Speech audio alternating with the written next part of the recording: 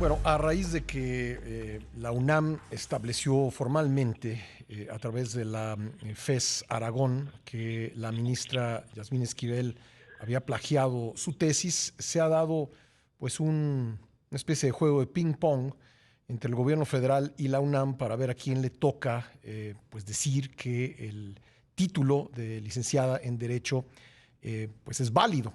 La UNAM, a través del rector, dijo que por normatividad no lo podía hacer y envió el asunto a la SEP, a su Dirección General de Profesiones, la que exhibe la cédula profesional. Y luego en la conferencia mañanera, el presidente dijo que la SEP pues, no lo iba a hacer y que tenía que y le decía a la UNAM que tenía que asumir su responsabilidad de pronunciarse al respecto. Vamos a platicar sobre este tema con el doctor Juan Jesús Garza Onofre, investigador del Instituto de Investigaciones Jurídicas de la UNAM. Doctor, ¿cómo estás? ¿Qué tal, Bastal? Buenos días, gracias por la invitación. Un saludo a todo tu auditorio. Pues, ¿qué te parece este ping-pong? Pues en definitiva, no, no abona, Uh-huh. no abona a tener certeza respecto a lo sucedido. Parecería que en estos momentos el caso se encuentra en una especie de limbo entre la autoridad administrativa, que en este caso suele ser la Secretaría de Educación Pública, y la entidad académica que es la UNAM. Y en ese sentido, parecería que nadie está dispuesto a tomar responsabilidades sobre algo que ya está constatado, Pascal. Como Uh-huh. bien lo dijiste, es que la ministra Esquivel plagió. Que esto no tenga consecuencias o que las autoridades no se quieran hacer cargo es otro tema.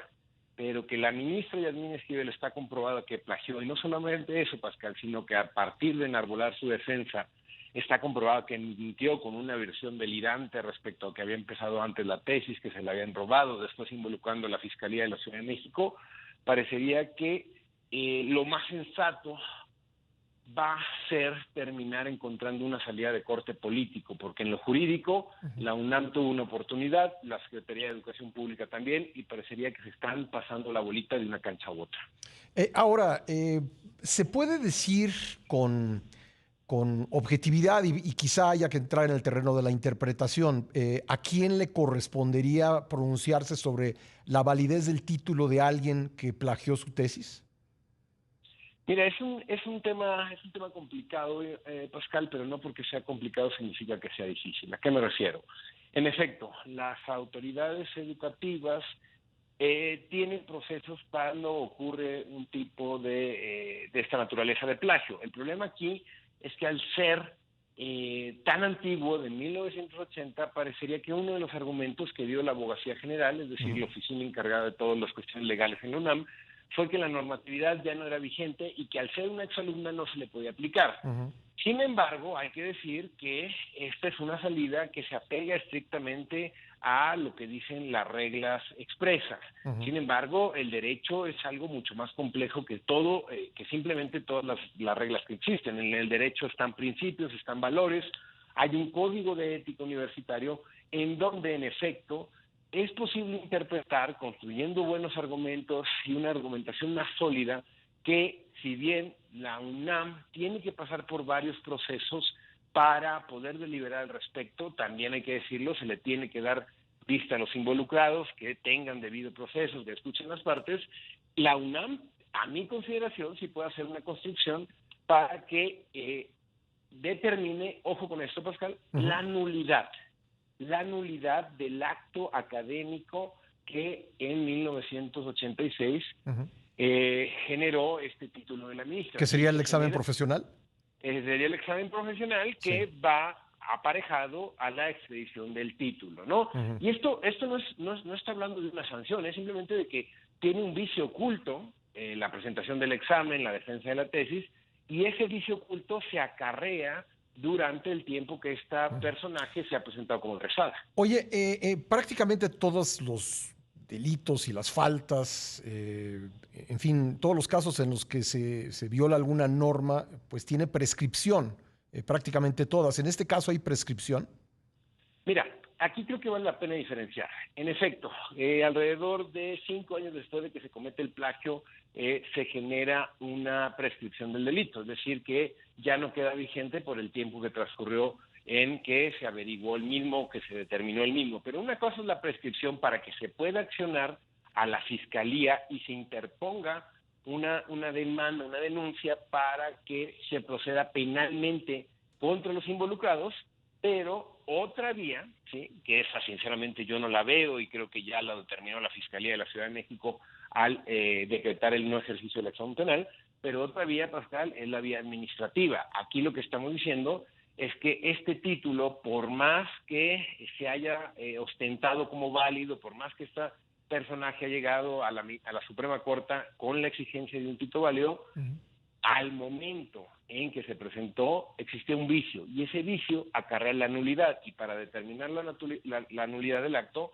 digamos que es un acto de tracto sucesivo, que no deja de surtir efectos porque esta señora se ha ido ostentando como un profesional del derecho, cosa que no ha quedado del todo claro.